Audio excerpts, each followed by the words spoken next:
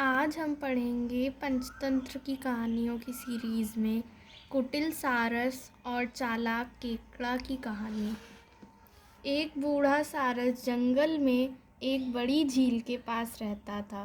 वह बहुत कमज़ोर हो गया था, इसलिए वह कोई भी मछली पकड़ने में असमर्थ था।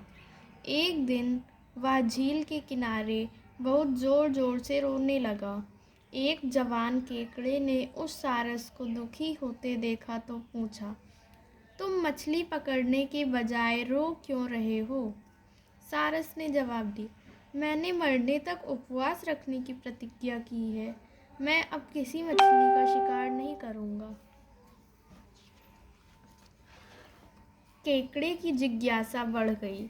उसने पूछा, अगर तुमने संसार त्यागने का निर्णय ले ही लिया है तो तुम रो क्यों रहे हो? सारस ने दुखी स्वर में जवाब दिया, मैंने एक आकाशवाणी सुनी है कि यहाँ 12 वर्षों तक वर्षा नहीं होगी। बिना वर्षा के यह झील सूख जाएगी और इसमें रहने वाली सभी मछलियाँ मर जाएंगी। यह सुनकर केकड़ा बहुत दुखी हुआ।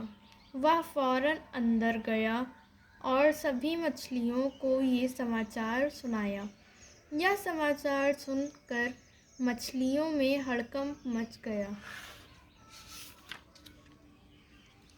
किसी को भी सारस पर संदेह नहीं हुआ, क्योंकि उसने किसी भी मछली को पकड़ने की कोशिश नहीं की थी।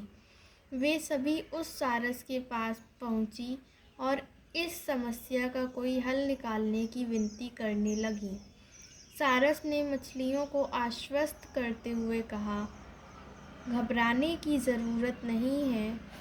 यहाँ से थोड़ी दूर पर एक बहुत ही बड़ी झील है। यदि 12 वर्ष तक वर्षा ना हो तो भी वह झील नहीं सूखेगी। मैं तुम लोगों को एक एक करके वहाँ पहुँचा दूँगा। सारस अपनी कुटिल योजना में सफल हो गया।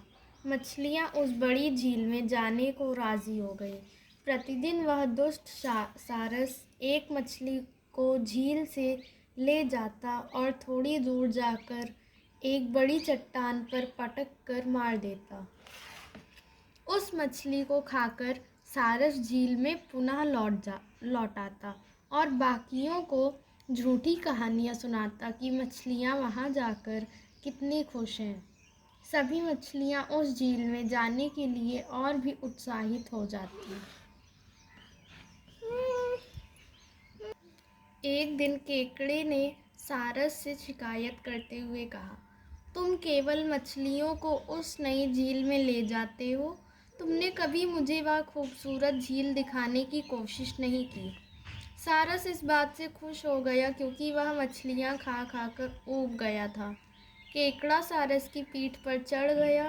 जब वे लोग उस बड़ी चट्टान के ऊपर से गुजरे, केकड़े को वहाँ मछली के कांटे दिख गए और उसे सारस की सारी चाल समझ में आ गई। चालाक केकड़े ने बड़ी ही मासूमियत से कहा, मेरा भार बहुत ज़्यादा है और तुम थक भी गए होगे। थोड़ी देर आराम कर लेते हैं। सारस इस भ्रम में था कि केकड़ा उसकी पकड़ से निकल नहीं पाएगा।